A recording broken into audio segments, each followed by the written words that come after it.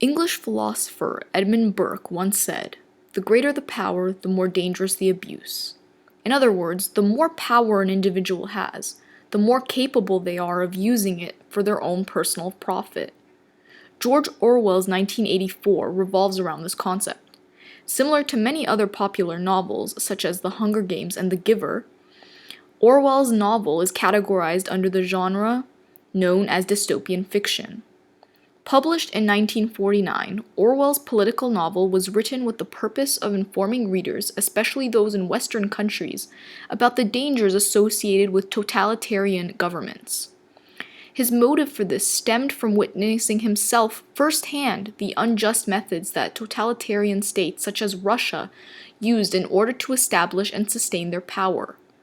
It is important and imperative to realize that many elements of the novel's plot, such as characters, symbols, and themes, parallel the widespread cruelties and oppressions that Orwell was deeply disturbed by.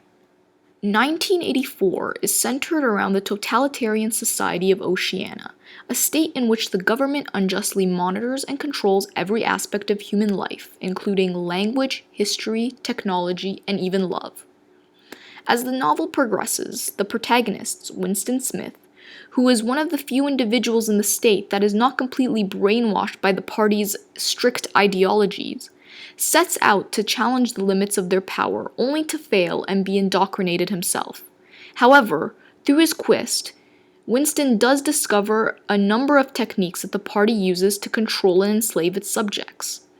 These include control of language, psychological control, physical control, control of historical information, and the control of technology. Although there are many techniques that the party uses in 1984 that actually can double as themes, the most influential ones in the novel that we are going to investigate through pulling apart diction and deep analysis include language as a form of mind control, forms of psychological manipulation, and the means by which the party uses technology to control their citizens. In conclusion, through investigating these topics, our goal is to better understand how totalitarian governments, not only in the novel, are able to both establish as well as maintain their control over a state through constantly subjecting citizens to psychological stimuli, language, and technology designed to hinder their ability to independently think and act. For further analysis and real-life applications of these themes, refer to the rest of this novel's study guide.